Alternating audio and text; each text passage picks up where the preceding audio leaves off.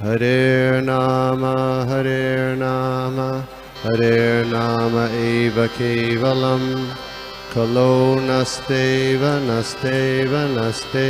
gatiranyata Hare Nama eva kevalam Kalo nasteva gatiranyata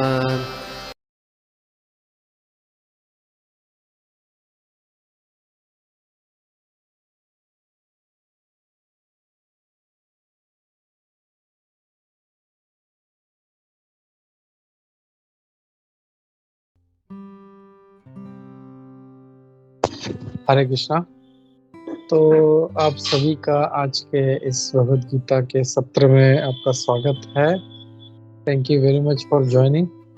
तो आज हम लोग देख रहे हैं भगवद गीता के दूसरे अध्याय का श्लोका नंबर 64 के आगे हम लोग देखेंगे। हमने 63 तक हम लोग देखा था। तो हम लोग प्रेयर से शुरू करते हैं। मेरा आवाज क्लियर है ना? या तो हम लोग प्रेयर से स्टार्ट करते हैं। नमो विष्णुपादाय कृष्ण प्रेष्ठाय भूतले श्रीमते भक्ति वेदांत स्वामिनिति नामिने नमस्ते सारस्वते देवे गौरवाणी प्रचारिणे निर्विशेष शून्यवादी पाश्चात्य देशतारिणे जय श्री कृष्ण चैतन्य प्रभु नित्यानंद श्री अद्वैत गदाधर श्रीवास आदि गौर भक्त वृंदा हरे कृष्णा कृष्ण कृष्ण हरे हरे हरे राम राम राम हरे हरे। नाना शास्त्र विचारिणे निपुण धर्म संस्थापको लोकानां हितकारिणो त्रिभुवनमन्य शरण्याकरो श्री राधा कृष्ण पदारविंद भजनानंदेन मुक्तादिको वंदे रूप सनातन रघुवीर जीव गोपाल सर्वस्य चाहं विधि सन्निविष्टो मत्तः स्मृति ज्ञानम अपोहनम च वेदेश्च सर्वैर् अहमेव वेदो वेदांत कृत वेद विदेव चाहं। हरे कृष्णा। तो हम लोग देख रहे हैं श्रीमद् भगवद गीता के दूसरा अध्याय। तो जैसे हम लोग हमेशा करते हैं, हम लोग रिकैप करते हैं कि पिछले हफ्ते हमने क्या किया था। तो हम लोग एक बार रिकैप कर लेते हैं। हम लोग लास्ट वीक हमने क्या किया था। तो हमने देखा था, श्लोका नंबर में शेयर करता हूँ। हमने देखा था कि भगवान पहले कहते हैं श्लोका नंबर 61 में कि तानि सर्वाणि संयम्य युक्त आसित मत्परः, यानी हम लोगों को अपनी इंद्रियां को पे संयम रखना है और इंद्रिय पे संयम रखते हुए हम लोगों को भगवान पे मन लगाना है। सिर्फ संयम रख के कुछ फायदा नहीं, not just controlling the senses, और उसको कंट्रोल करते हुए हम लोग उसको डायरेक्शन भी देना है हम लोगों को। और जैसे वो छोटे बच्चे का जो मस्ती करता है उसका उदाहरण देखा था कि एक छोटा बच्चा कभी भी, जो मस्तीखोर बच्चा है, कभी शांत नहीं बैठ सकता, उसको हमेशा कुछ ना कुछ एंगेजमेंट चाहिए। तो मन भी ऐसा ही है। तो यहाँ पे भगवान यही कह रहे हैं, उसको कंट्रोल करो, कंट्रोल करके उसको मुझ में लगाओ, युक्त मुझ में लगाओ। और फिर हमने देखा था जो ऐसा नहीं करता उसका क्या होता है। तो जो नहीं करता वो क्या होता है, उसका ध्यायतो विषयान पुंसा, मतलब वो जो भगवान पे ध्यान नहीं लगाता वो विषयों पे ध्यान लगाता है। और विषयों पे ध्यान लगा के क्या होता है, उसके प्रति कुछ भी हो सकता है, मतलब भौतिक चीजें, जैसे इंद्रिय तृप्ति के लिए कुछ सुंदर चीज देखना, कुछ खाना, कुछ छूना। तो क्या होता है, वो उसके बारे में सोचना शुरू करता है। सोचते सोचते उसके अटैचमेंट उत्पन्न हो जाता है। अटैचमेंट से उसको उसके प्रति वासना उत्पन्न हो जाती है, और फिर वो वासना जब पूर्ण नहीं होती तो जो है क्रोध में उसका वो बदल जाता है, रूपांतर हो जाता है। और फिर आगे भगवान बताते हैं क्रोध के बाद क्या होता है, वो सम्मोहित हो जाता है। सम्मोहित होने के बाद उसकी स्मृति जो है, स्मृति चली जाती है, और स्मृति अगर एक बार चली गई तो बुद्धि नाश भी हो जाता है। तो ये हमने देखा था सीक्वेंस। तो आगे हम लोग देखते हैं आज भगवान क्या कह रहे हैं। तो मैं श्लोका बोलता हूँ, if somebody wants to repeat can, Repeat after me. राग द्वेष विमुक्तैस्तु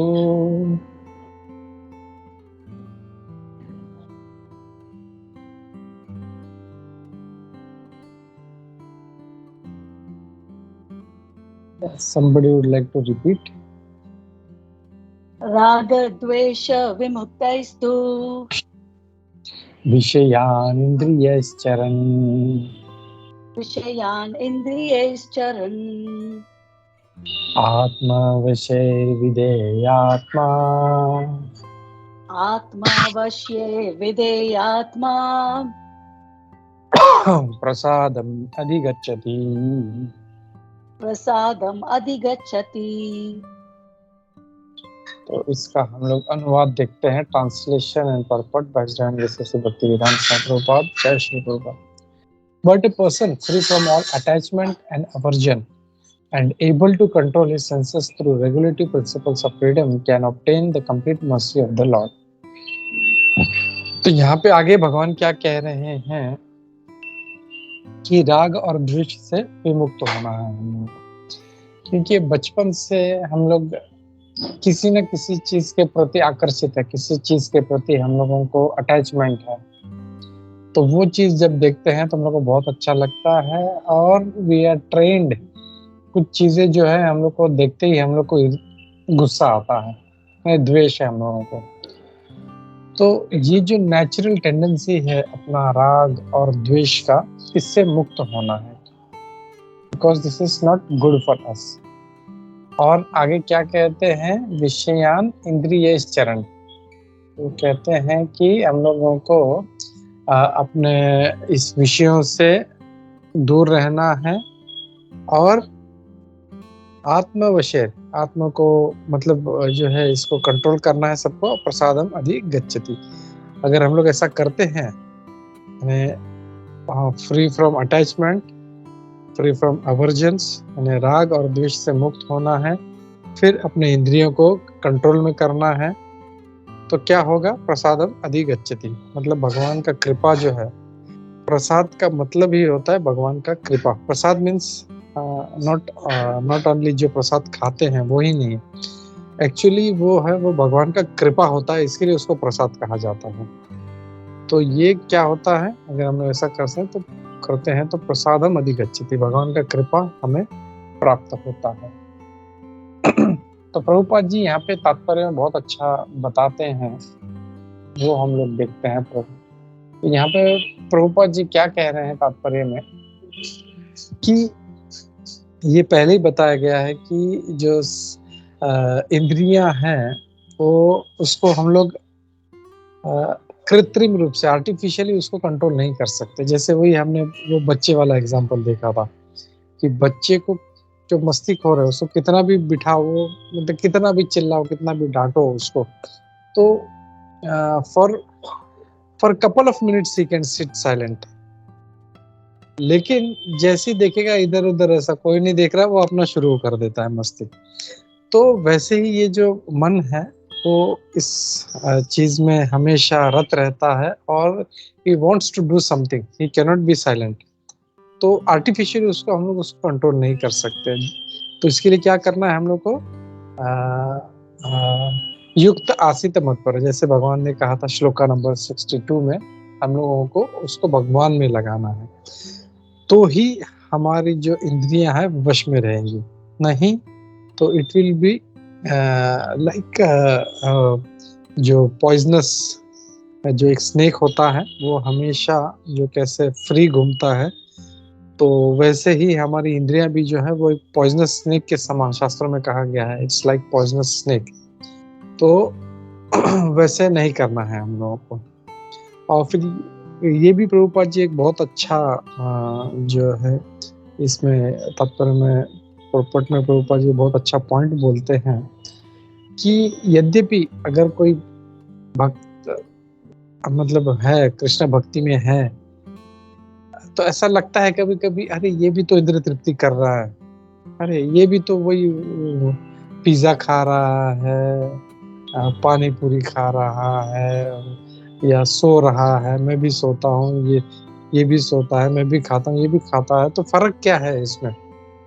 तो ऐसा नहीं है। जो कृष्ण भक्त होता है उसके एक्टिविटीज में और एक जो भौतिक व्यक्ति है उसकी एक्टिविटीज में बहुत फर्क होता है, उसमें कोई सामान्यता नहीं। बिकॉज जो कृष्ण भक्त होता है वो भगवान की तृप्ति के लिए कार्य करता है, वो अपने लिए कुछ नहीं करता। He is working for the, वो पिज्जा भी खाता है तो वो इसके लिए खाता है क्योंकि ये उसने जो है कहीं से उसको ये प्रसाद मिला है उसको।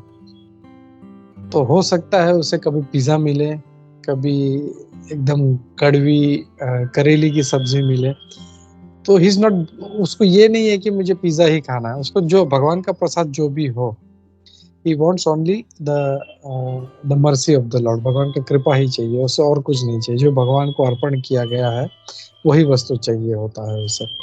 तो देखने में कोई बाहर वाला देखे, अरे बोला अरे ये तो ये भी यही कर रहा है, ये खा रहा है, सो रहा है, डांस कर रहा है, लेकिन उसका जो डांस करना है भक्त का वो भगवान कृष्ण के प्रसन्नता के लिए होता है। वो कीर्तन में डांस करता है, वो कहीं किसी डिस्को क्लब में जाके या वहाँ पे किसी हनी सिंह के म्यूजिक पे डांस नहीं करता। वो सिर्फ भगवान के जो कीर्तन होते हैं भगवान, और वहाँ पे भी वो सिर्फ भगवान की तृप्ति के लिए। कभी कभी ऐसा होता है मंदिर में भी कोई जब डांस करता है तो वो ये दिखाना चाहते, देखो मैं कितना अच्छा डांसर हूँ। वो भक्त का वो मूड नहीं होता, वो ये होता है कि ये मेरे डांस करने से भले कैसा भी हो, टूटा फूटा डांस हो, लेकिन भगवान इससे प्रसन्न होने चाहिए, वो मूड होना चाहिए। तो ये बात जो है प्रभुपाद जी यहाँ पे कह रहे हैं। और वो सिर्फ और सिर्फ जैसे प्रभुपाद जी कहते हैं, Krishna conscious person is concerned only with the satisfaction of Krishna. तो जो भी कर रहा है, वो पूजा कर रहा है या या या भागवतम पढ़ रहा है, भगवत गीता पढ़ रहा है, तो वो सिर्फ इसीलिए कि मुझे भगवान को प्रसन्न करना है, और इसमें और उसका कोई भी इसमें उसका उद्देश्य नहीं होता। फिर आगे कहते हैं therefore to act or not to act is within his control। तो इसके लिए वो उसे एक्ट करना है नहीं करना है ये पूर्ण रूप से उसके हाथ में होता है। वो ऐसा नहीं है कि कोई उसे उकसा देगा, कोई गुस्सा दिला देगा तो वो तुरंत रिएक्ट करेगा, ऐसा नहीं है। ही इज फुल्ली कंट्रोल्ड, और जो भी है वो सब भगवान के डायरेक्शन में ही होता है। The consciousness is the causeless, this consciousness is the causeless mercy of the Lord which devotee can achieve in spite of his being attached to sensual platform। तो ये जो है ऐसा जो चेतना है, ये सिर्फ भगवान का कृपा है, ये उसको भगवान की कृपा से ही प्राप्त होता है। तो ये सिर्फ एक जो भक्त होता है हमेशा भगवान के निर्देशन में कार्य करता है। तो अब कोई सोच सकता है अरे भगवान तो है नहीं मुझे डायरेक्ट करने के लिए, तो कैसे मैं समझूं? तो इसीलिए जो है हमारे ग्रंथ हैं, भगवत गीता है, और हमारे वैष्णव जन हैं, गुरु हैं, ये सब हम लोग को डायरेक्ट करते हैं कि कैसे हम लोग को लाइफ जीना है। क्योंकि डायरेक्ट तो भगवान कृष्ण आके हमको बताएंगे नहीं, क्योंकि हम उतने प्योर डिवोटी नहीं है, भगवान के शुद्ध भक्त नहीं है। तो इसके लिए जो है हम लोगों को इन सब चीजों का पालन करना होता है। तो ये हम लोग को इस श्लोक में देखने मिलता है। तो हम लोग जो है अगला श्लोक देखते हैं, श्लोका नंबर 65। उसमें भगवान क्या कह रहे हैं हम लोग देखते हैं। मैं शेयर करता हूँ।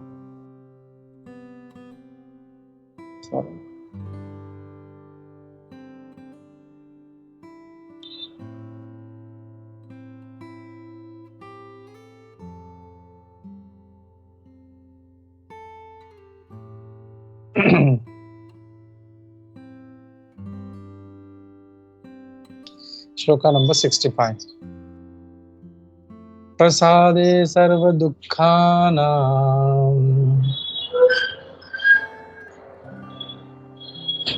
if somebody wants to repeat can repeat। प्रसादे दुखानां हानिरस्योपजायते। हानि अस्य उपयायते। प्रसन्न चेतसो हि आशु चेतसो हि आशु बुद्धिः पर्यवतिष्ठते। बुद्धिः पर्यवतिष्ठते। एक बार फिर से पूरा श्लोक बोलता हूँ। प्रसादे सर्व दुःखानां हानिरस्योपजायते। प्रसन्न चेतसो हि आशु बुद्धि पर्यवतिष्ठते। तो इसका हम लोग अनुवाद देखते हैं। For one thus satisfied in Krishna consciousness, the threefold miseries of mortal existence exist no longer. In such satisfied consciousness, one's intelligence is soon well established. तो यहाँ पे भगवान क्या कह रहे हैं कि जिसका जो है, जो ऐसा संतुष्ट व्यक्ति है, वो इन जो तीन थ्रीफोल्ड मिजरीज हैं, वो क्या है हम लोग वो भी देखते हैं। तो इस भौतिक जीवन में त्रिताप होते हैं, तो उससे कभी वो परेशान नहीं होता। और ऐसे संतुष्ट अवस्था में, ऐसे संतुष्ट चेतना में उसका जो बुद्धि है पर्यवतिष्ठते, बुद्धि अवतिष्ठते, मतलब वो इज वेल एस्टैब्लिश्ड। तो यहाँ पे अब भगवान क्या कह रहे हैं कि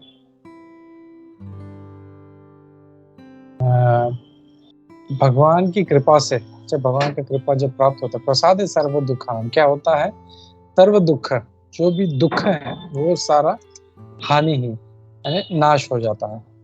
तो जब भगवान का कृपा प्राप्त होता है तो ऑटोमेटिकली सारा दुख जो है नाश हो जाता है। और प्रसन्न, ऐसा जो प्रसन्न चेतना वाला व्यक्ति है वो उसकी बुद्धि हमेशा भगवान पे स्थित रहती है। तो ये यहाँ पे कह रहे हैं भगवान ऐसा। तो हम लोगों को कोशिश करनी चाहिए कि भगवान की कृपा हमें प्राप्त हो, और जब भगवान की कृपा जब प्राप्त होगी तो ऑटोमेटिकली ये सारा जो दुख है वो दूर हो जाता है। तो दुख क्या है हम लोग देखते हैं कि ऐसा नहीं है कि क्या एनीबडी थिंक, आप लोग कुछ सोच सकते हैं दुख मतलब क्या, what do you mean by दुख।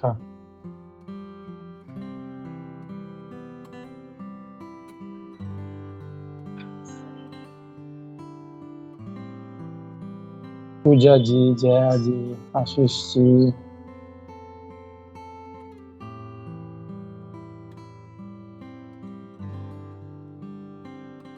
हरे कृष्णा प्रभु, दुख हम लोग को तब होता है जब हम लोग को कोई चीज चाहिए होती है, नहीं मिलती, या कोई शारीरिक रोग है, उसमें बहुत हमको कुछ लग गया, उसका बहुत खून निकल रहा है, उसमें बहुत दर्द होता है, तो हमको दुख लगता है उसका।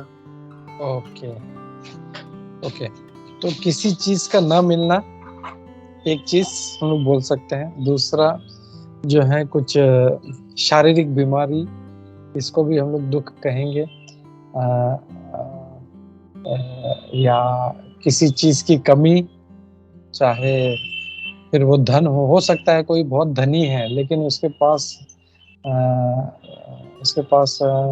समझो सुंदरता नहीं है, वो हैंडसम नहीं है, दिखने में अच्छा नहीं है, तो भी उसके पास फिर $1 बिलियन क्यों ना, वो हमेशा दुखी रहेगा। तो शास्त्र में कहा गया 3 प्रकार के दुख होते हैं, त्रिताप जिसे कहा जाता है। होता है आध्यात्मिक, आधिदैविक और आधिभौतिक। तो एक होता है आधिदैविक।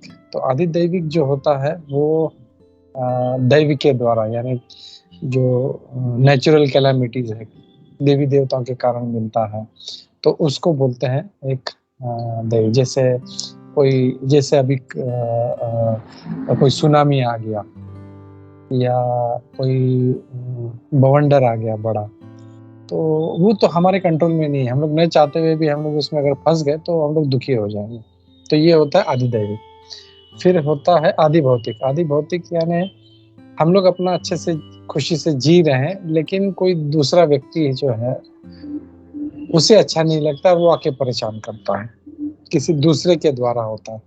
जो दूसरे जीव जो हैं उनके द्वारा होता है उसको आदि भौतिक कहता है। हम लोग जैसे रास्ते पे जा रहे हैं, किसी कुत्ते ने आके काट लिया, या हम लोग रात को सोते हैं तो मच्छर काटते हैं हम लोग को, तो वी डोंट वांट दैट, हम लोग को ऐसा परेशानी नहीं चाहिए। लेकिन दूसरे जीवों के द्वारा हो सकता है, जानवर हो, पशु हो, मच्छर हो, कोई मनुष्य हो, उसके द्वारा जो होता है तो वो होता है।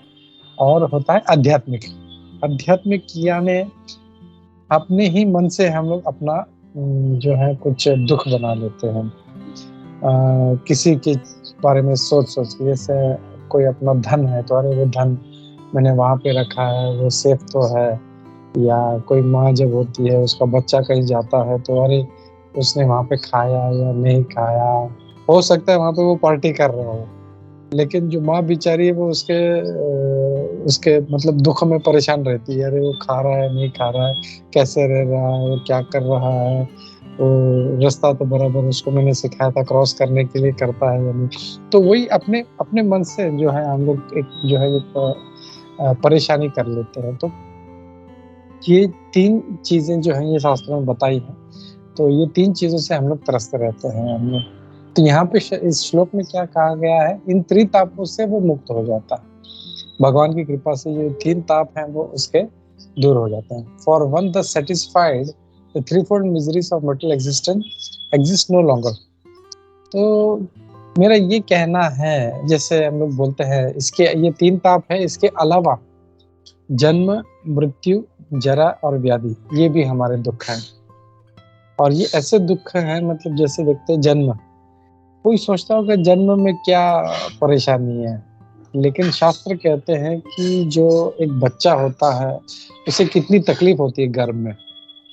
वहाँ पे ना हवा होती है, ना कुछ प्रकाश का कुछ माध्यम होता है, कोई लाइट नहीं होती वहाँ पे। और गर्भ में हम लोग अगर तीसरे भागवतम के तीसरे स्कंद में देखेंगे तो वहाँ पे पेट में बहुत सारे जो वर्म्स होते हैं, जो कीड़े होते हैं, वो बच्चे को काटते रहते हैं और उससे वो क्षण क्षण जो है वो बेहोश होते रहता है, फिर चेतना आती है, फिर बेहोश होता है।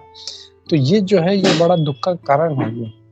और फिर जन्म, फिर मृत्यु, मृत्यु भी जो है ये बहुत बड़ा दुख है। ये हम सभी लोग जानते हैं, अगर किसी हमारे किसी मित्र की या किसी पहचान की मृत्यु हो जाए तो भी हमें कितना दुख होता है। तो जिसके साथ एक्चुअल होता है उसको तो सारा अपना बीवी, अपने अपने परिजन, अपने बच्चे, अपना धन संपत्ति, घर बार, सब जो है एक क्षण में उसको छोड़ के सब जाना पड़ता है। और शास्त्र में कहा गया है कि इसको ऐसे कहा गया है कि जैसे कोई बिच्छू अगर डंक मार दे तो कितना पेन होता है हम लोगों को।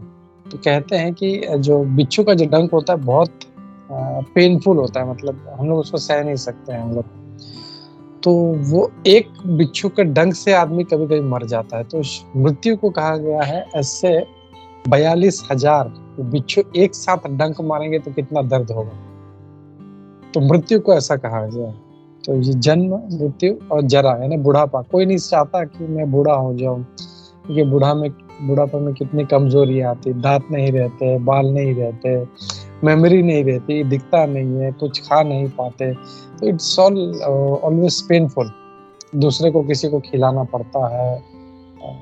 फिर जन्म, मृत्यु, जरा और व्याधि यानी बीमारियां, जैसे जया ने बताया बीमारियां, तो कोई नहीं चाहता बीमार पड़े, लेकिन डायबिटीज है, कोलेस्ट्रॉल है, ब्लड प्रेशर है, ये तो छोटी छोटी बीमारियों की बात कर रहे हैं। ऐसे बड़ी बड़ी बीमारियां भी हैं and people doesn't want that. तो ये सब जो है ये आदमी के पीछे पड़ा रहता है। ये सिर्फ इसी लोक में नहीं, और इसके ऊपर के लोकों में भी जो बड़े बड़े जो दूसरे जीवात्मा हैं उनको भी होती। तो इसका मतलब ये नहीं है कि कोई भक्ति करना लगेगा तो वो बूढ़ा नहीं होगा, या उसे बीमारी नहीं आएगी, या उसके दांत नहीं टूटेंगे, या उसके बाल नहीं झड़ेंगे। ये सब उसके साथ भी हो, लेकिन वो इस बात को समझ जाएगा बहुत अच्छी तरह से कि ये सब जो है ये प्रकृति के कारण हो रहा है और मेरा इससे कोई लेना देना नहीं है। तो उसको देखने का नजरिया बदल जाएगा एंड ही विल इमीडिएटली मतलब जो है वो उसको जो दर्द है वो महसूस नहीं होगा उसको। तो यहाँ पे इस श्लोक में ये कहा गया है कि जो भक्ति में आता है और जिसका चेतना भगवान में स्थित रहता है तो ऑटोमेटिकली इन 3 त्रापों से वो दूर रहता है और उसकी बुद्धि हमेशा पर्यवतिष्ठते है, इज वेल एस्टैब्लिश्ड। तो ये हम लोग को इस श्लोक में, सेकंड श्लोक में देखने मिलता है। हम लोग क्विकली और एक श्लोक ले लेते हैं, श्लोका नंबर 66। नास्तिर्बुद्धि अयुक्तस्य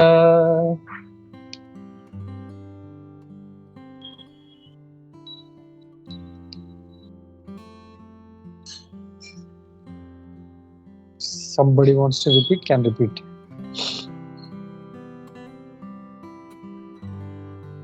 नास्ति बुद्धिर् अयुक्तस्य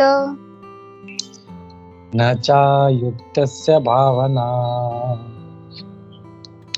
न च युक्तस्य भावना न चाभाव्यतः शान्तिर् न च भावयात् च शान्तिर् अशान्तस्य कुतः सुखम्। अशान्तस्य कुतः सुखम्। तो इसका हम लोग अनुवाद देखते हैं, अनुवाद तात्पर्य प्रभुपाद द्वारा। One who is not connected with the Supreme in Krishna consciousness can have neither transcendental intelligence nor a steady mind, without which there is no possibility of peace. And how can there be any happiness without peace? तो यहाँ पे ये क्या कहा गया है कि जो भगवान से संबंधित नहीं है, जो भगवान से कनेक्टेड नहीं है, कनेक्टेड यानी कैसे, कृष्ण भावनामृत में, जो हमेशा भगवान का चिंतन करते रहते हैं, वो भी भगवान से कनेक्टेड ही है। ऐसा कनेक्टेड मतलब ऐसा नहीं कि साक्षात उनको भगवान के सामने होना है या भगवान उनके सामने आए, उनसे बात करे, नॉट इन दैट कनेक्शन। लेकिन जो हमेशा जो भक्त होते हैं वो हमेशा भगवान का चिंतन करते होते हैं, वो भी भगवान से ही कनेक्टेड है। तो जो ऐसी चेतना में रहते हैं, हमेशा भगवान से कनेक्टेड रहते हैं, तो उनके बारे में कहा गया है। जो अगर भगवान से कनेक्टेड नहीं है तो उनके पास ये आध्यात्मिक इंटेलिजेंस जो है वो नहीं आ सकती, ना ही उनके पास बुद्धि जो है एक स्टेडी माइंड, जो फिक्स्ड माइंड बोलते हैं, वो नहीं रहेगा। और वो अगर नहीं है तो शांति, ना उससे शांति प्राप्त होगी अशांत से। और वो अगर व्यक्ति अशांत है तो कुतः सुखम, उसको सुख कहाँ से मिलेगा। तो हम लोग देखते हैं कि अगर सुखी होना है तो सबसे पहले हम लोगों को जो है शांत यानी पीसफुल रहना पड़ेगा हम लोगों को। नॉर्मली भी हम लोग देख सकते हैं कि जो व्यक्ति शांत नहीं है वो कभी सुखी नहीं हो सकता। किसी के पास सारा धन है, सारा 30-40 गाड़ियां हैं, बड़ा 20-25 माले की बिल्डिंग है, उसमें रहता है, बड़ा होम थिएटर, सब कुछ, एवरीथिंग। दुनिया का ऐसा कोई फैसिलिटी नहीं है, कोई एमिनिटी ऐसी नहीं जो उसके पास नहीं है। लेकिन उसका अगर माइंड पीसफुल नहीं है तो ही इज ऑलवेज थिंकिंग, अरे अब क्या करूं, ये क्या करूं, ऐसे कैसे होगा, ये कैसे, धन का क्या होगा, घर का क्या होगा, वाइफ का क्या होगा, वाइफ मेरी इतनी सुंदर है, वो कहाँ पे है, क्या कर रहे हैं, बच्चे क्या कर रहे हैं। तो ही इज ऑलवेज ट्रबल।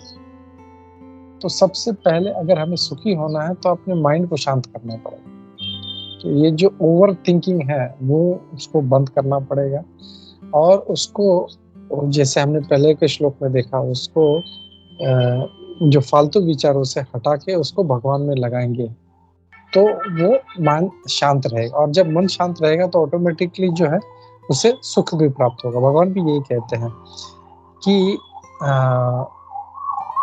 अगर स्टडी माइंड नहीं है तो without which there is no possibility of peace, and how can there be any happiness without piece.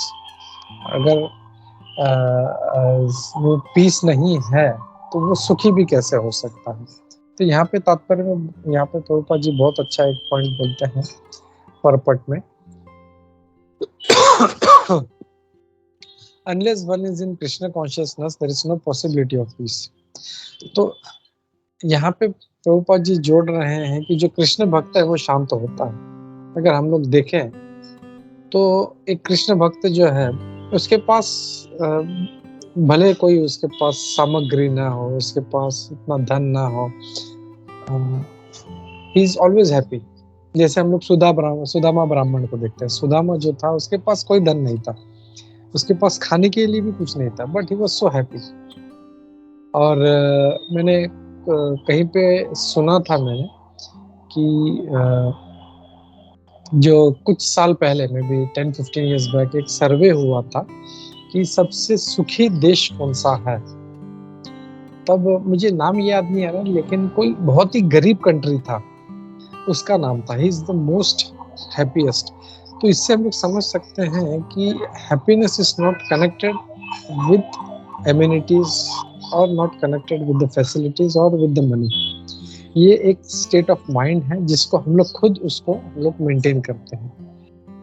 और हम लोग देखें, अगर हम लोग शास्त्र में भी देखें तो या हमारे अगल बगल में देखें या अपने स्क्रिप्चर्स में देखें तो हमें कोई भी ऐसा व्यक्ति नहीं मिलता जिसके पास सब कुछ धन हो, लेकिन अगर वो शांत नहीं है तो वो सुखी है। जैसे हम लोग इतने बड़े बड़े जो शास्त्रों में राक्षसों को देखते हैं, चाहे वो रावण हो, हिरण्यकशिप हो, हिरण्याक्ष हो, सब कुछ दुनिया का पावर था उनके पास, लेकिन दे वर नॉट हैप्पी, सुखी नहीं थे। उनको कुछ ना कुछ चाहिए। रावण को और पावर चाहिए था उसे, फिर सीता चाहिए थी उसे। तो ये सब जो मेंटेलिटी है, फिर हिरण्याक्ष था, जो हिरण्याक्ष भी यही करता था, ही इज ऑलवेज। और हम लोग आज भी देखते हैं कितने बड़े बड़े इंडस्ट्रियलिस्ट्स हैं, लेकिन they are not completely happy. तो ये हैप्पीनेस जो है हम लोग को अपना जो है पीस ऑफ माइंड हम लोग खुद बना के रखना है। और वो सबसे अच्छा तरीका है कि हम लोग हमेशा भगवान का चिंतन करते रहें, स्पिरिचुअल एक्टिविटीज में इन्वॉल्व रहें। और ये जो हम लोग बोलते हैं हरे कृष्ण महामंत्र, हरे कृष्णा कृष्ण कृष्ण हरे हरे, हरे राम राम राम हरे हरे, इस हरे कृष्ण महामंत्र का अगर जप करते रहते हैं हम लोग तो ऑटोमेटिकली जो है हम लोग सुखी रहेंगे हम लोग। तो यही मैसेज जो है हम लोग को इन 3 श्लोकों से मिलता है। और भगवान भी जो है, हम लोग आगे जब जाएंगे, हम लोग अभी तो 2nd चैप्टर में है, लेकिन 5th चैप्टर में 5वें अध्याय में प्रभुपाद जी इसको बोलते हैं पीस फॉर्मूला। ये जो श्लोका है, श्लोका नंबर 29, उसको प्रभुपाद जी बोलते हैं ये अगर किसी को शांति चाहिए तो उसे ये श्लोका याद रखना है। और वो श्लोका क्या है, वो भगवान बोलते हैं, भोक्तारम यज्ञ तपसाम सर्वलोक महेश्वरम सूर्यदम सर्वभूतानाम ज्ञात्वा माम शांति मृच्छति। तो क्या बोलते हैं, ये बात को समझ लेना है। भोक्तारम, जो सारे चीजों के जो भोक्ता हैं वो भगवान कृष्ण है। कभी कभी सोचते हैं अरे ये चीज मुझे भोगनी है, ये चीज मुझे भोगनी।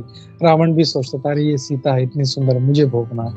फिर हिरण्याक्ष सोचते थे ये सारा सृष्टि जो है ये मुझे भोगनी, मुझे इसका पावर चाहिए। तो भोक्ता जब तक हम लोग बने रहेंगे कि आई वांट टू एंजॉय, तब तक हम लोग को सुखी नहीं रहेंगे। जहाँ पे हम लोग ने ये समझ गए कि भोक्तारम यज्ञ तपसा, भगवान है, कृष्ण ही इसके भोक्ता है। और जितने भी यज्ञ है, तपस्या है, ये सारे के भोक्ता जो है वो भगवान कृष्ण है। एक चीज ये समझना है। 2nd पॉइंट है सर्वलोक महेश्वरम, सारे सृष्टि के। हम लोग तो छोटा सा एक घर बना लेते हैं और उसको बोलते हैं मैं इस घर का मालिक हूँ। भगवान तो सारे ब्रह्मांड के, ये सिर्फ अर्थ प्लेनेट नहीं, इस अर्थ प्लेनेट के अलावा कई सारे प्लेनेट्स हैं, वो उसका एक ब्रह्मांड है। और ऐसे कई सारे ब्रह्मांड है, millions and millions of them. लेकिन भगवान इसको मतलब ये नहीं बोलते हैं मेरा है, लेकिन ये समझ जाना चाहिए कि वही मालिक है। और ये जो समझ जाता है कि जो कुछ भी है सब भगवान का है, वो 2nd पॉइंट, उन्हें भोक्ता जो है भगवान है, सर्व लोकों के मालिक हैं। और सूर्यदम, भगवान जो है सबसे सुहृद यानी जो सबसे बेस्ट फ्रेंड है। इंग्लिश में एक ही वर्ड होता है फ्रेंड, लेकिन हिंदी में अगर हम लोग देखें तो बहुत सारे वर्ड हैं। संस्कृत में मित्र है, फिर और भी कई वर्ड है, मुझे याद नहीं आ रहे, लेकिन उसमें से एक वर्ड जो सबसे बेस्ट है वो है सुहृद। सुहृद यानी जो हमारा वेल विशर है। तो ये जो समझ जाता है कि भगवान मेरे सुहृद हैं, उसको ऑटोमेटिकली शांति आ जाएगी, उसको ही विल बी पीसफुल, क्योंकि उसको पता है चाहे वो दुख में हो सुख में हो, भगवान मेरा ध्यान रखेंगे, because he is my well wisher. तो ये जो तीन चीजें समझ जाता है, भोक्ता, सर्वलोक महेश्वरम और सुहृद, तो ही विल बी, बोलता है ज्ञातवा माम शांति रचति, ऐसा जो जान लेगा। मैं उसका ट्रांसलेशन पढ़ देता हूँ उसका। यहाँ पे भगवान क्या कहते हैं, a person in full consciousness of me, knowing me to be the ultimate beneficiary of all sacrifices and austerities, the supreme lord of all planets and demigods, and the benefactor of and well-wisher of all living entities। न सिर्फ मेरे बल्कि जितने भी जीवात्मा हैं सबके वो well-wisher है। He attains peace from the pangs of material miseries। तो उसको ऑटोमेटिकली जो है उसको इन भौतिक चीजों से उसको मुक्ति मिल जाएगी, उसको शांति, उसको ना ज्ञातवा माम शांति रचति, उसको शांति प्राप्त होगी। तो यही मैसेज हम लोगों को लेना है इसमें से, और इसी मैसेज के साथ मैं यहाँ पे रुकता हूँ। और किसी का कोई प्रश्न है, कोई डाउट है, कोई कमेंट है तो हम लोग ले सकते हैं। हरे कृष्णा। श्रीमद् भगवद गीता यथारूप की जय।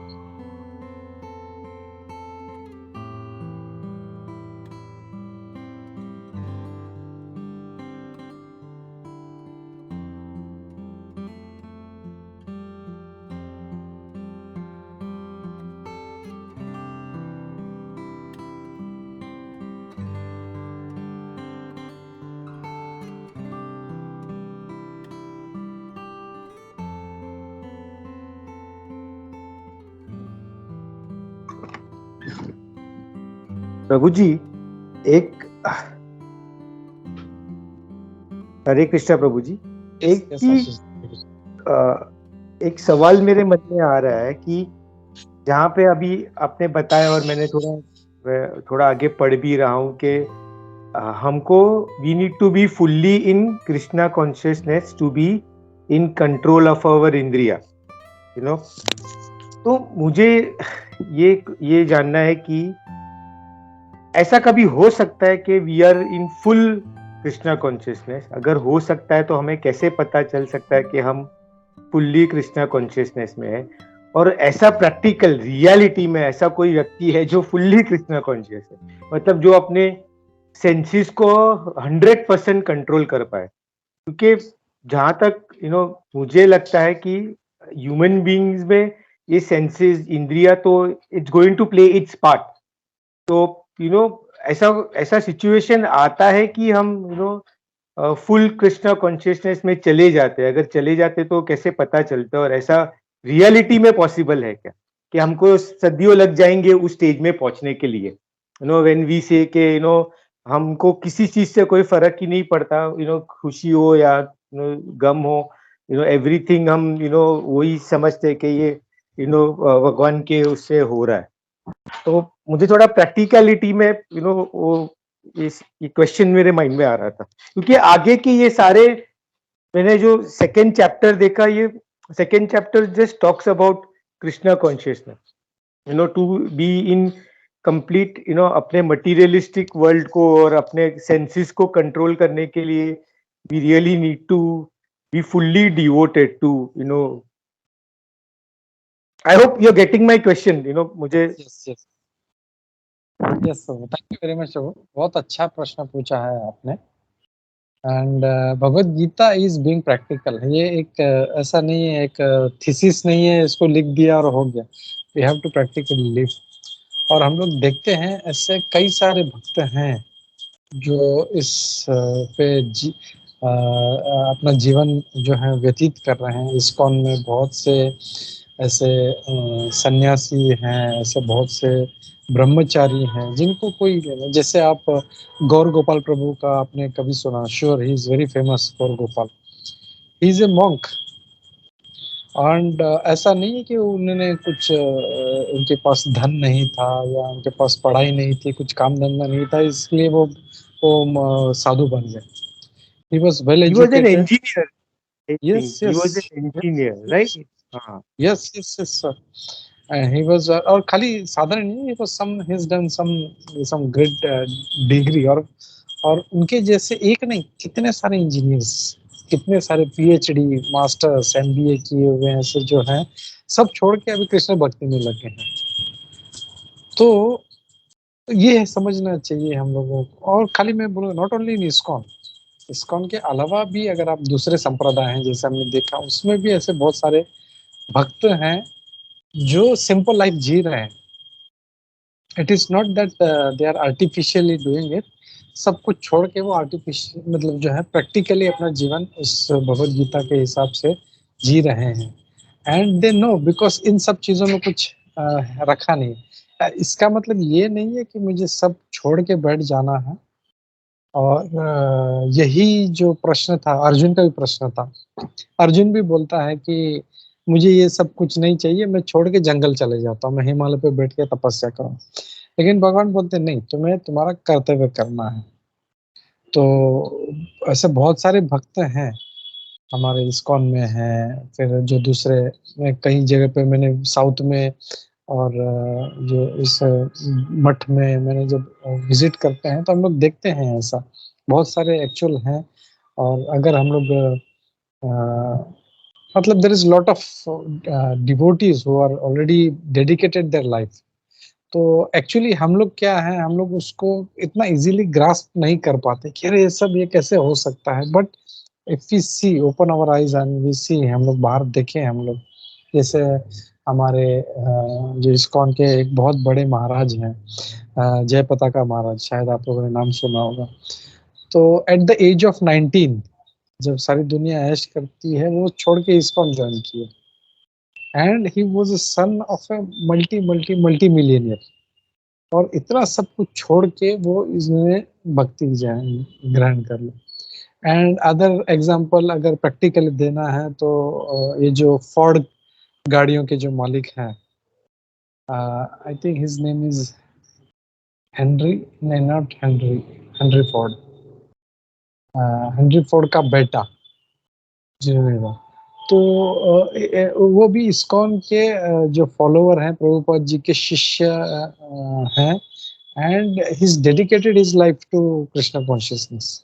वो आप देखेंगे, आप उनको पहचान नहीं पाएंगे, ये फोर्ड गाड़ी के मालिक हैं ये, वो जो पूरे कंपनी के इतने बड़े जो एंटरप्रेनर हैं।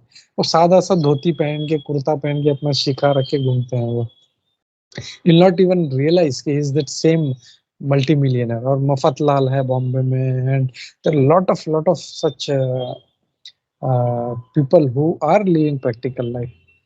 तो ऐसा नहीं कि ये कुछ एक फैंटास्मागोरिया या कुछ एक ऐसा स्टोरी हमको सुनाया जा रहा है कि ऐसा नहीं हो सकता। नहीं, this is practical and lord is asking to act as per that. और वो जब हम उस पर एक्ट करेंगे तो ऑटोमेटिकली हम लोग जो है वो शांति प्राप्त करेंगे हम लोग। I hope I answered your question Ashish ji. मुझे एक और फॉलो अप, तो जैसे आप बता रहे थे कि काफी सारे डिवोटीज है जिन्होंने अपनी लाइफ में सब कुछ भी सैक्रिफाइस करके भगवान के इसमें। अभी मैंने रिसेंटली एक पेपर में पढ़ा था कि एक जैन धर्म में भी एक 8 साल की बच्ची ने दीक्षा ले ली, और जो she was like multi millionaire, Surat, I think Surat की कहीं की थी वो। तो मतलब जो अब हम बोलते हैं कि फिलोसॉफी है, जैसे अभी आपने लास्ट पैराग्राफ में समझाया कि अगर हमको अपने इंद्रियों को कंट्रोल करना है तो हमें फिलोसॉफी के कृष्णा कॉन्शियस, मतलब जो हम इस फिलोसॉफी की बात कर रहे हैं, इस फिलोसॉफी को हमको फोकस करना है और अपना ध्यान वहां पे लाना है।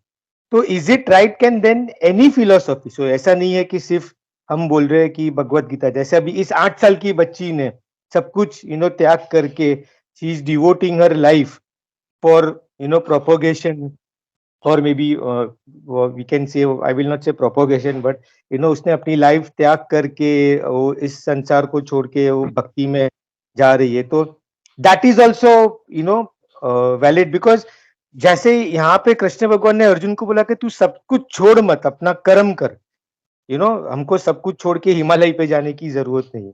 तो वो डिफरेंस मतलब वो हम कैसे जस्टिफाई करें, और मतलब उसको कैसे इंटरप्रेट करें? एक चीज जो है आपको जो first part of the question है इसकी, जैसे वो जैनी है या कोई जो दूसरे धर्म के हैं, तो अगर वो भगवान की भक्ति कर रहा है तो दैट इज गुड। मतलब जैसे जैसे मैं बोल रहा था कि हम लोगों ने देखा था 4 ऑथराइज्ड संप्रदाय हैं, जैसे श्री संप्रदाय, रुद्र संप्रदाय, कुमार संप्रदाय और ब्रह्म संप्रदाय। तो ये अगर प्रॉपर अगर वो उस संप्रदाय में पढ़ते हैं और उसको फॉलो करते हैं, then there is nothing wrong in it, क्योंकि वहां पे जो नॉलेज है वो डायरेक्ट भगवान से आया हुआ है, and then we can follow that. तो एक वो पार्ट है, और कहीं पे भी हो, जैसे हम लोग ये नहीं बोलते, हम लोग इस्कॉन वाले जो है जो बाकी जो दूसरे संप्रदाय हैं उनको भी बहुत रिस्पेक्ट करते हैं, एंड हम लोग उनको भी मानते हैं उसको, तो we give lot of respect. तो वो होना चाहिए ऐसा। तो ऐसा नहीं है कि बस आप लोग खाली ये हरे कृष्णा ही करो, आप दूसरे संप्रदाय में हो, ऑथराइज्ड है तो ये जैसे मैं हमेशा एग्जांपल देता ना कि ऐसा नहीं है कि सिर्फ ऑक्सफोर्ड यूनिवर्सिटी में पढ़ाई कर सकते हैं, ऑक्सफोर्ड से भी कर सकते हैं, कैम्ब्रिज से भी कर सकते हैं, जो भी बड़े बड़े ऑथराइज्ड यूनिवर्सिटी उसमें से हम लोग कर सकते हैं, क्योंकि नॉलेज जो है वो तो नॉलेज वही है, चाहे आप ऑक्सफोर्ड में चले जाओ या कैम्ब्रिज में, you are going to get the same knowledge, so that is okay. And second part I am not clear, आपने जो पूछा कि कैसे इसको imply करे, I am not clear about, can you repeat that Prabhu? मतलब जैसे हम कि जैसे ये 8 साल की बच्ची ने सब कुछ छोड़ छाड़ के दीक्षा धर्म whatever she is following, तो ऐसे कोई भी फिलोसफी, मतलब जैसे आपने शायद मेरे सवाल का जवाब दे दिया कि अगर हमको अपने सेंसेस को कंट्रोल करना है तो we need to follow a philosophy which is coming from a authorized authorized chain, जो भी हम संप्रदाय बोलते हैं। तो it can be any authorized संप्रदाय, if we follow a philosophy we will be able to control our senses and devote our life probably to do something good, or किसी भी भगवान के उसमें अपनी लाइफ को डिवोट कर सकते हैं। तो मुझे वही समझना था कि इज इट ओके कि जरूरी नहीं है कि जो भी ये सारे बहुत सारे फिलोसॉफीज फ्लोट हो रहे हैं, बट अगर कौन से ओरिजिनल ऑर्गेनाइजेशन मतलब चेन से आ रहे हैं, और ये सब राइट है कि हम ऐसा करके हम एक डिवोटी बन सकते हैं। बिकॉज जहाँ पे मेरा सेकंड क्वेश्चन रिलेटेड था कि जहाँ पे कृष्ण अर्जुन को ऐसा बोल रहा है कि जब अर्जुन सोच रहा था कि मैं क्यों युद्ध लड़ूं, इससे अच्छा तो मैं हिमालय पे जाके ये करूं, तो ये राइट है क्या? मतलब ये अप्रोच के मैं अपना सब कुछ जो प्रैक्टिकल कर्मा मुझे करना है, मुझे डे टू डे लाइफ में रह के मुझे अपने आप में जो बदलाव लाना है और जो मुझे कृष्णा कॉन्शियसनेस अचीव करना है, वो मैं डे टू डे लाइफ को पूरा सैक्रिफाइस कर देता हूँ, और एक पर्टिकुलर मे बी जगह पे जाके सिर्फ उसकी भक्ति करूँ। तो ये राइट अप्रोच है क्या? या प्रभु, तो ये जैसे वही है कि जैसे आपने बोला कि बहुत सारे फिलोसफीज फ्लोट हो रही हैं, और पता नहीं डेली हम लोग जो है कुछ ना कुछ, कोई ना कोई नया बाबा है, कोई ना कोई कुछ पता नहीं क्या क्या, and this is the symptom of कलयुग। कलयुग में कहा गया है कि ऐसे अनऑथराइज्ड बहुत सारे जो संप्रदाय हैं वो ऐसे फ्लोट होंगे, ऐसे बहुत सारे फिलोसफीज फ्लोट होंगी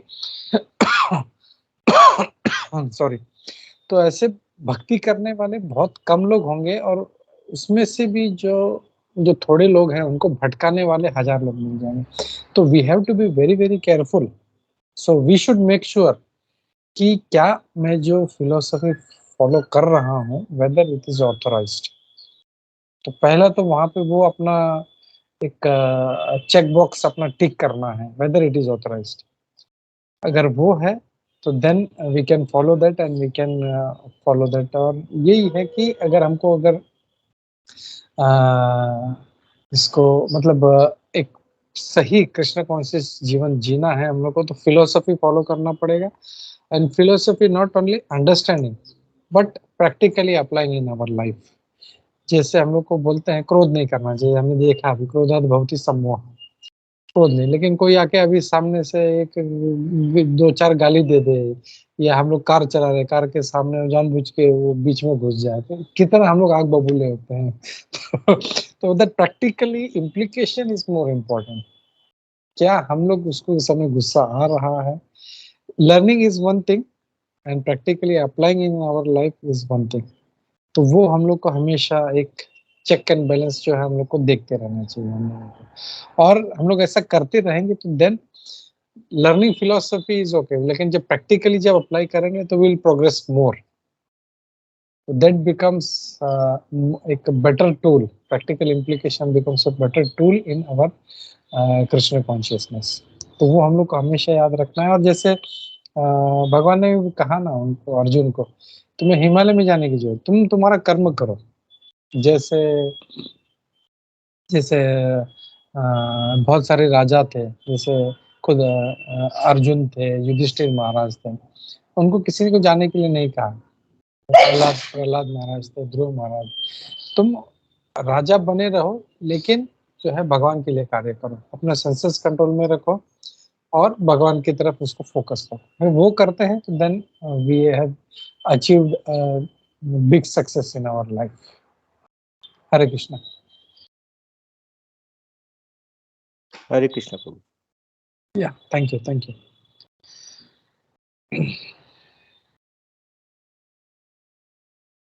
वै जी, माता जी, पूजा जी, I think Hina Mata ji, आज I think first time I am seeing her. Thank you for joining first of all. Yes, Vaji Mata, you are saying something. Hare Krishna, Prabhuji. I'm sorry, there's noise in the background, but I Okay, quickly okay. share this. In terms of, controlling the senses and then fully being engaged in Krishna, isn't Gorak Kumar an example? What name you said, Mataji?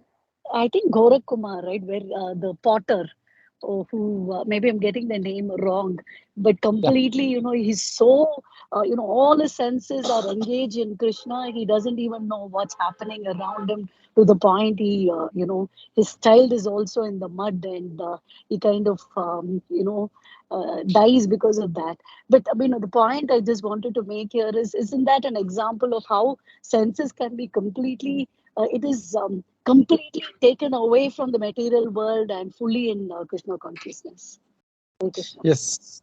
Thank you, Mataji. Very nice. Actually, it is Gora Kumbhar. So he was a potter and he was so much engaged. So we have seen this example many times.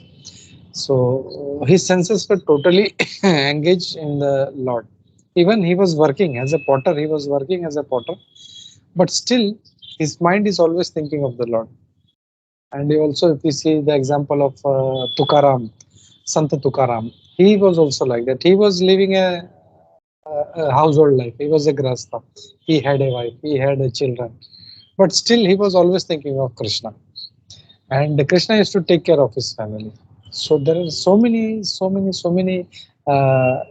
present day saints, we can say, like Gora Kumar, Sant Kumbhar, Sant Tukaram, and there are a lot of saints from south, and there are so many. And if we start naming, actually India is full of saints. So that's very apt. Like we can take this example of the saints and we can follow their life and we can make out कि ये लोग कितना practically जो है अपना जीवन भगवान को, मतलब अपनी इंद्रियों को कंट्रोल करके भगवान में समिट कर। तो just when you are talking I remember, मुझे एक बहुत अच्छा उदाहरण याद आया, which one devotee was sharing. So how how focused their mind is. So he gives example of a lady who goes to collect water. So she has 7 that matka on her head, 4 or something he said. So he is already having 4 matkas. I cannot balance even 1 matka, I think, on my head. But that lady who is daily doing that job, she is having 1/1, एक के ऊपर एक, उसके ऊपर 4 घड़े रखती है, पानी भरती है, पूरा संभालती है, प्लस हाथ में एक बच्चा भी है, and doing all that thing she is fighting with other lady also, but her mind is always on that water. I have to balance this. So she's doing all that. She's taking care of baby, she's walking, she's fighting with another lady, but her mind is also on that water pot. एक कैसे मटका जो है मुझे balance रखना है.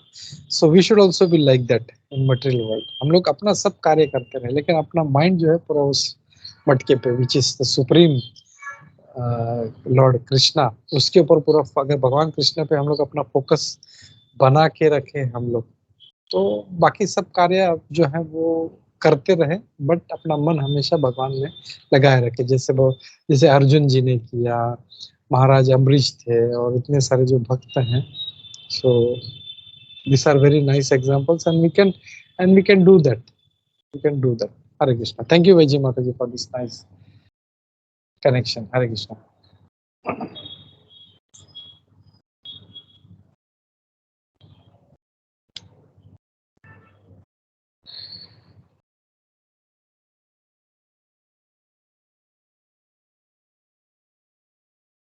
ये जया. हरे कृष्णा प्रभु जी, धन्यवाद, प्रणाम प्रभु. ये जो आपने लास्ट में बताया, जैसे कि अभी माता जी ने जो क्वेश्चन पूछा था उसके तात्पर्य में, मतलब उसके एक्सप्लेनेशन में आपने जैसे बताया, ये सब जो संत थे, और स्पेशली जो लास्ट का एग्जांपल आपने बताया कि वो लेडी जो थी, इतने सारे मटके थे उसके सर पे, और फिर एक बच्चा भी था, और फिर उसके बावजूद भी वो किसी से, मतलब वो लड़ाई भी कर रही है, लेकिन उसका ये ध्यान हमेशा उसके मतलब सर पे पड़े हुए मटकों पर था कि वो गिरने नहीं चाहिए. तो उसी तरीके, और जैसे फिर आपने लास्ट में समझाया कि उसी तरीके से हम गोल, मतलब हम ये हमेशा ध्यान रखना चाहिए कि हम, मतलब भगवान कुछ भी कर रहे हैं, ये हम मटेरियल में भी, मतलब काम भी कर रहे हैं, मटेरियल काम, या मतलब जॉब कर रहे हैं, या कुछ भी मटेरियल भी कर रहे हैं, उसमें भी हमेशा ये भगवान को हमेशा कैसे याद करना चाहिए. तो इसको प्रभु जी हम गोल भी बना सकते हैं कि यही हमारा, मतलब ताकि ताकि हमको, जैसे वो आपने जो एग्जांपल दिया वो लेडी का, जो हमेशा अब उसका ध्यान मटके पे ही रहता है, तो उसी तरीके से हम मटेरियल कार्य भी कर रहे हैं. कभी-कभी हम, मतलब मटेरियल मटेरियल लाइफ में कभी-कभी लोग हमसे डिसएग्री भी करते हैं मटेरियल लाइफ में, ऑफिस में या बाहर भी.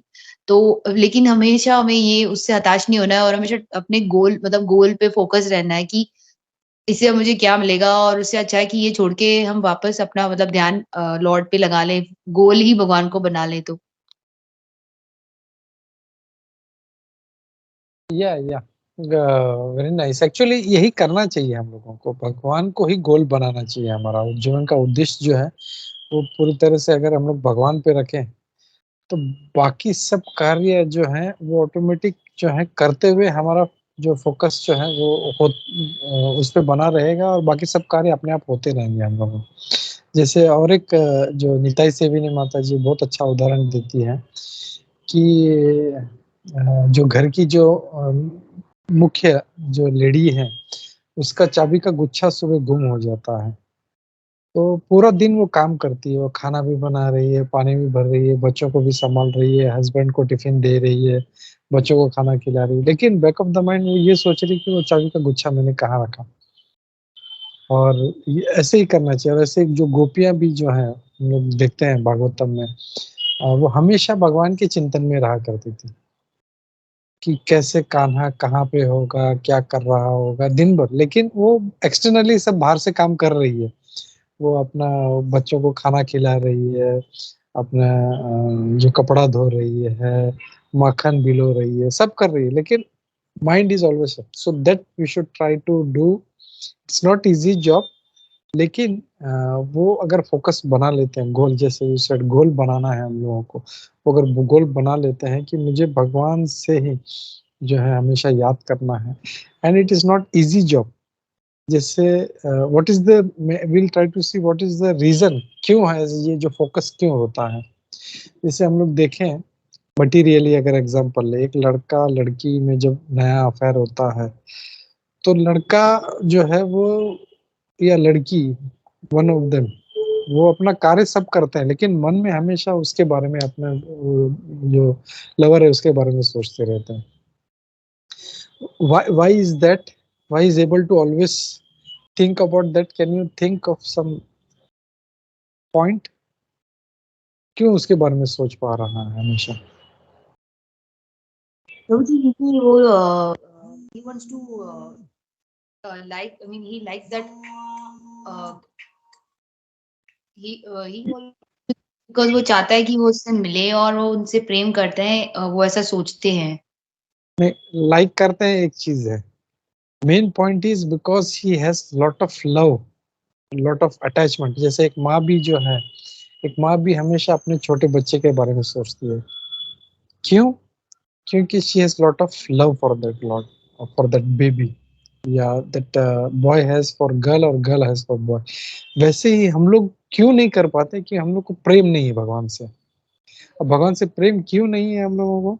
क्योंकि हम उनके बारे में हम जानते नहीं है, और इसीलिए ये जो भगवत गीता, भागवतम और इतने सारे जो स्क्रिप्चर्स हैं वो इसीलिए कि भगवान कैसे मुकुटधारी है, उनका एक सर में मोर पंख है, हाथ में बांसुरी है, खड़े भी होते हैं तो वो ऐसा टेढ़े खड़े होते हैं, उनका नीचे पीला धोती है, पूरा डिस्क्रिप्शन दिया है।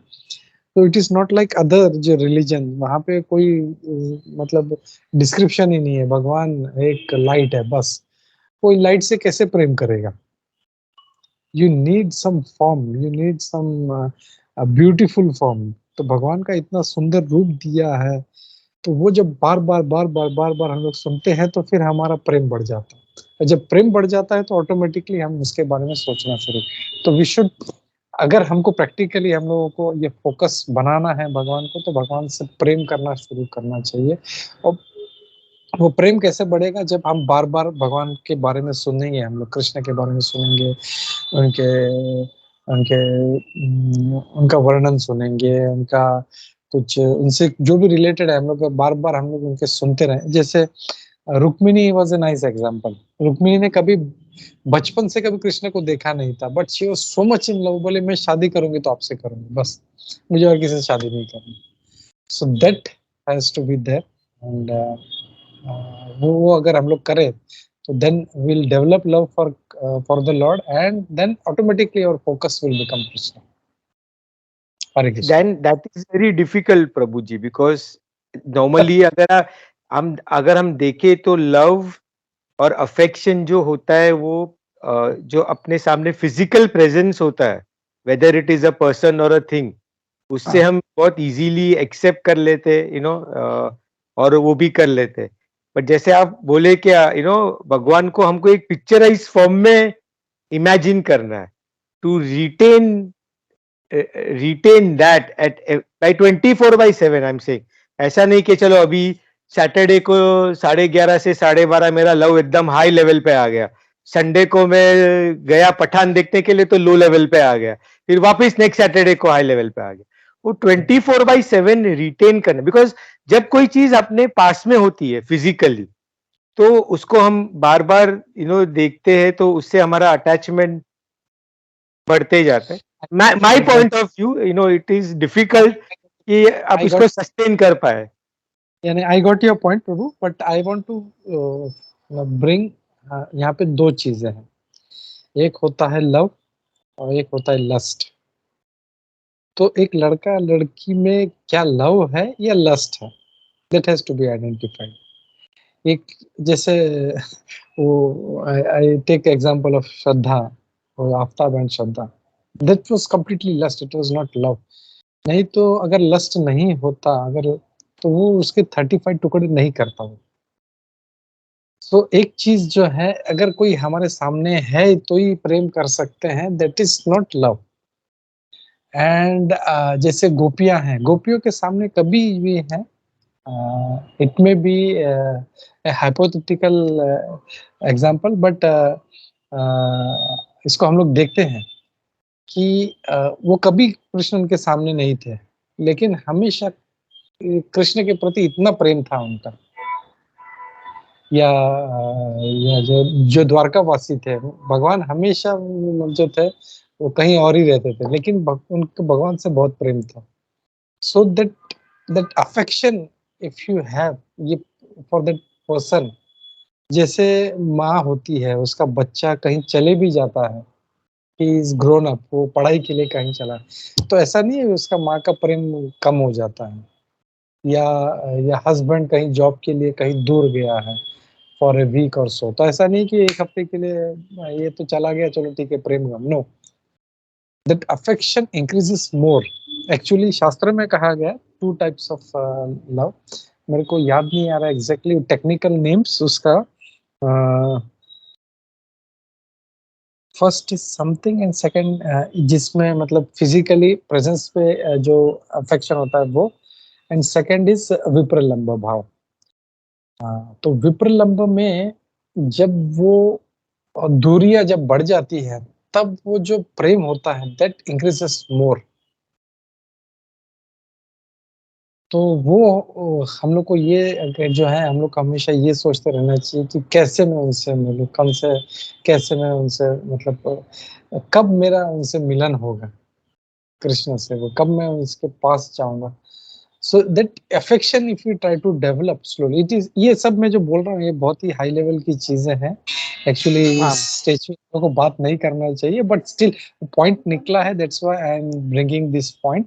This is all very very high level जो है ये, मतलब पहले तो होता है आदर श्रद्धा तथा साधु संग तथा भजन क्रिया तथा अनर्थ निवृत्ति साथ, फिर निष्ठा, रुचि, प्रेम और भाव, ये सब जो है ये हम लोग अभी तक जो है श्रद्धा लेवल पे है।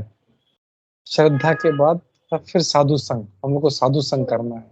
जब साधुओं का संग करते करते करते हम लोग में फिर धीरे धीरे प्रेम बढ़ता है, तत् भजन क्रिया, फिर हम लोग भजन में लगते हैं कि अरे मुझे ये भजन करना है, मुझे ये करना है, मुझे ये करना है। और उसके बाद अनर्थ निवृत्ति, और वे सब जब करते हैं साधु संग भजन क्रिया, फिर अनर्थ निवृत्ति, हमारे अंदर जो बुराइयां हैं, जो अनर्थ हैं हमारे, वो फिर धीरे जो है निकलना शुरू करते हैं। और बोलते हैं सबसे डिफिकल्ट पार्ट ये अनर्थ होता है, इसके परे जाना बहुत डिफिकल्ट होता है। तो ये हम लोग को करना है पहले, एटलीस्ट हम लोग उस स्टेज तक पे तो पहुंचे, अनर्थ निवृत्ति। सारी जब बुराइयां निकल जाएगी तो फिर सटासट जो है हम लोग प्रवेश करेंगे भक्ति। I hope you got my point Ashish ji. Hare Krishna.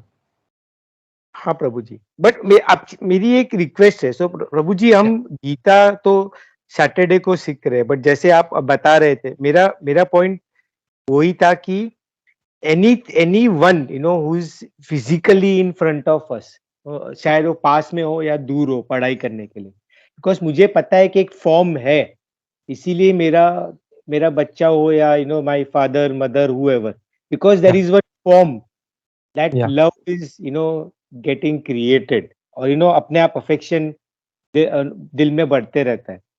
तो उसी अफेक्शन को कृष्णा के लिए बढ़ाने के लिए मुझे उस फॉर्म को एक्सेप्ट करना है कि कृष्णा है, और उसके लिए मुझे उसको जानना बहुत जरूरी है, कि मतलब क्या हुआ कृष्णा के लाइफ में, कैसे हुआ।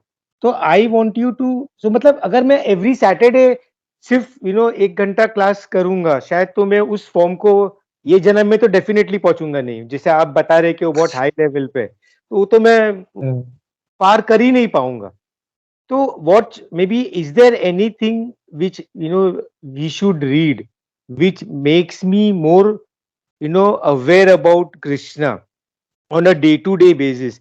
जैसे हम बच्चे को कैसे अपने साथ में रहते हैं, हम रोज देखते हैं, हम रोज करते हैं, तो अपना लगाव बढ़ते जाता है। फिर अगर वो दूर भी चला गया तो वो फीलिंग रहता है अंदर।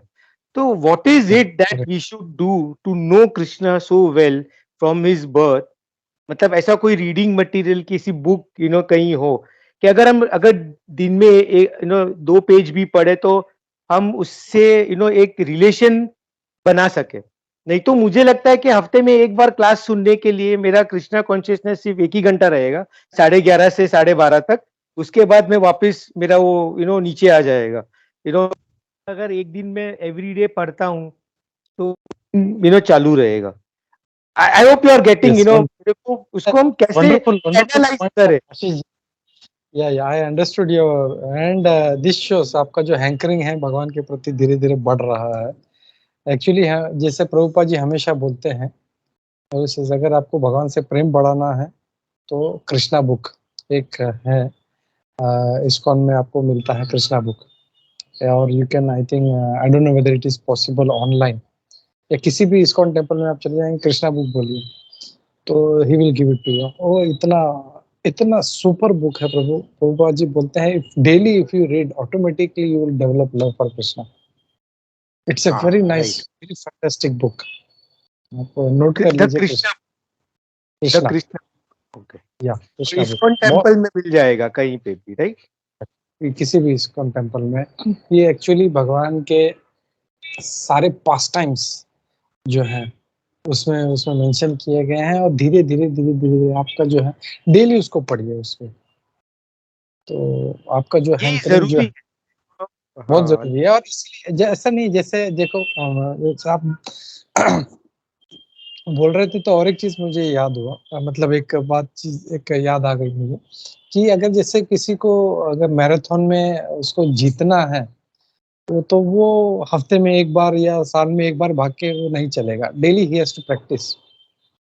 तो किसी भी चीज के लिए प्रैक्टिस चाहिए। वैसे भक्ति में भी ऐसा नहीं, जैसे आपने बहुत बोला, बहुत अच्छा बोला कि 11:30 से 12:30 तक 1 घंटा में कृष्ण कॉन्शियस रहूं, बाकी पूरा टाइम जो है मैं खाली टाइम पास करूं या पठान मूवी या ऐसा कुछ यूजलेस थिंग देखो, तो I will not be able to, क्योंकि जो ज्यादा टाइम हम लोग बिता रहे हैं जिस चीज में, वही हमारा कॉन्शियसनेस वैसे ही रहेगा हमारा। तो it is very very much required कि हम लोग इस हमेशा भगवान की चेतना में रहें, और वो धीरे धीरे हम लोग प्रैक्टिस करके ही रहें। तो आप ये कृष्णा बुक पढ़ सकते हैं, और इसके लिए हम लोग क्या करते हैं, हम लोग से डेली हम लोग रोज सुबह हम लोग श्रीमद् भागवतम पढ़ते हैं हम लोग, और इवनिंग में श्रीमद् भागवतम पढ़ते हैं। So if you want you can join that, it will be nice. If not, best is Krishna book, ये आई विल शो यू, ये वाला है, ये मेरे पास हिंदी में है, you can have it in English. अच्छा, ओके, वेरी गुड। हाँ, मैं इस्कॉन मेरे घर के पास में ही है, मैं जाके I search, I buy this book. या तो you get this book and you daily read that, it will be very nice, and automatically after some time you will only tell me कितना progress हो। Yes, absolutely. Thank you प्रभु ji, Hare Krishna. Thank you, Hare Krishna. Okay, ठीक है, पूजा जी आप कुछ share करना चाहती हैं? जी प्रभु जी, जब कृष्णा बुक के बारे में आपने बोला ना, क्योंकि एक अनुप्रिया माता जी हैं जो सिंगापुर से कृष्णा बुक की क्लासेस लेते हैं, मैं काफी दिनों से उनसे जुड़ी हुई हूँ, तो डेली या जब भी उनको टाइम मिलता है वो बनाते हैं। तो वो वो रीडिंग नहीं करती, वो खुद स्टोरी की तरह उसको प्रेजेंट करती है। तो इतना अच्छा लगता है कृष्णा बुक का, जब भी चैप्टर सुनती हूँ पूरा दिन मेरे माइंड में सिर्फ वो ही चल रहा होता है कि आज कृष्ण जी ने ऐसा किया, ये किया, एंड पूरा दिन माइंड बहुत फ्रेश रहता है हमेशा। और सुबह जो मंगल आरती वगैरह की फोटोग्राफ्स आती है व्हाट्सएप पे, डेली आती है, तो उनको देख के ऐसा लगता ही नहीं है कि वो मूर्ति है या वो कुछ वो ऐसा फील होता है उनको देख के कि जैसे वो मेरे सामने खड़े हैं, वो असली में प्रभु ही दर्शन दे रहे हैं। एंड वही इमेज माइंड में पूरा दिन कैरी करते हैं। जब भी कुछ काम कर रहे थे तो वो बार बार इमेज माइंड में आते हैं, तो मुझे लगता है कि मैं तो हमेशा भगवान से कनेक्टेड फील करती हूँ, उसी से ही मुझे बहुत अच्छा फीलिंग आती है। और हमेशा लगता है कि भगवान जी मेरे सामने, वो फिजिकल प्रेजेंस की जो बात कर रहे हैं, वो मुझे तो हमेशा फील होता है कि फिजिकली वो हमारे साथ ही है। तो कृष्णा बुक तो बहुत ही अच्छा वो है, अगर कोई भी पढ़ेगा तो बहुत अच्छी फील आती है उससे। तो आप बहुत बहुत अच्छा आपने शेयर किया माता जी, क्योंकि हमारा चेतना जो है ऑटोमेटिकली उसमें फिर लग जाती है। हम डेली कृष्णा बुक पढ़ते हैं तो it's a very nice. Prabhupada ji हमेशा इसको रिकमेंड करते हैं, अगर आप कृष्ण से प्रेम बढ़ाना है तो आप डेली कृष्णा बुक पढ़ो। तो वो है। और जैसे वेजी माता जी ने भी डाला है, ऑनलाइन भी ये अवेलेबल है, वेदाबेस पे। वेदाबेस एक साइट है, आप उस पे जाके भी वो कृष्णा बुक पढ़ सकते हैं। If you want I will share with you this site. मिलेगा तो मैं आपको अभी कुछ टाइम में, थोड़ी देर में आपको मैं शेयर करता हूँ ये। या तो बुक से आप पढ़ेंगे, book reading is something different, online reading से अच्छा है, but whatever is your convenience you can do that Prabhu ji. ठीक है, पर ओके। YouTube चैनल पे उनकी क्लासेस का वो अवेलेबल रहता है, क्योंकि बुक पढ़ना और सुनने में बहुत डिफरेंस होता है। जब वो सुनाती है अपनी लैंग्वेज, बहुत अच्छे से एक्सप्लेन करती है, तो उसका इफेक्ट अलग आता है। मतलब वो आपके माइंड में चीजें बहुत अच्छे से रेस्ट होती है। जब आप पढ़ते हो तो शायद वो उतना आप इंजॉय ना कर पाओ। तो अगर पॉसिबल होगा तो मैं वो लिंक भी शेयर कर सकती हूँ। यूट्यूब चैनल या पे उनकी रहता है उनका लिंक। चलेगा चलेगा, या वो तो है। मतलब किसी किसी का बताने का तरीका बहुत अच्छा होता है, वो भी करेंगे तो भी चलेगा। या जैसे प्रभुपाद जी बोलते हैं कि यू शुड रीड बुक्स, तो हो सकता है किसी किसी को मतलब रीडिंग अच्छा लगता है। तो जो भी इन प्रभु जी का जो इनका झुकाव जिस तरफ है, यू कैन डू दैट। या थैंक यू पूजा माता जी। हरे कृष्णा। हरे कृष्ण प्रभु। यस जया।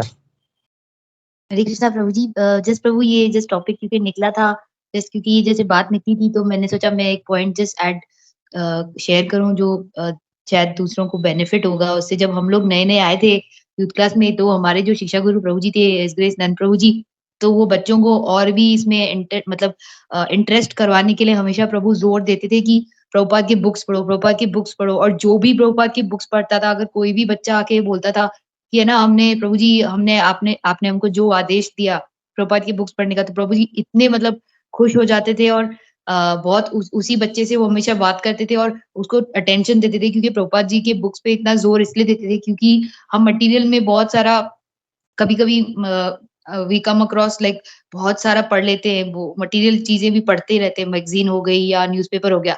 लेकिन प्रभु जी बोलते थे कि जो प्रभुपाद की बुक्स में जो पावर है, वो मतलब इंसान को चेंज करने का है। और मेरा पर्सनल एक्सपीरियंस है कि जैसे ही मैंने बुक से पढ़ना शुरू किया था, और भी कितने बच्चे थे, उनका अनुभव हुआ था कि वो पढ़ के चेंज हो गए और वो आने लगे थे क्लास में। उससे रुचि बढ़ती है और अपना शिफ्ट भी हम देख सकते हैं, पर्सनैलिटी शिफ्ट होता है। और भी रुचि आती है भगवान को जानने में, और ईज़ी भी लगता है, और सब जान पाते हैं जो भी हम जानना चाहते हैं प्रभु। ये बस ऐड करना था प्रभु। Yeah thank you Jaya. या ठीक है, तो आज काफी अच्छा डिस्कशन हुआ है। तो बहुत सारे पॉइंट्स निकले हम लोग, तो इस सभी को हम लोग अपने दिमाग में रखते हुए हम लोग अपना जो है जीवन इसी प्रकार बिताने का प्रयास करेंगे। हम लोग बुक रीडिंग हो गया, या भगवान के प्रति प्रेम बढ़ाना हो गया, तो this are very nice points. और इसी पॉइंट को हम लोग अपने दिमाग में रखते हुए हम लोग यहाँ पे विराम लेते हैं। विल स्टॉप हियर, और अगले सैटरडे मिलते हैं हम लोग। और अगले सैटरडे पे और इसका हम लोग जहाँ आगे हम लोग जो श्लोका है उसको आगे पढ़ेंगे। हरे कृष्णा। भगवद गीता यथारूप की जाए, शिल प्रभुपाद की जाए, इसको अनुविंद की जाए। हरे कृष्णा।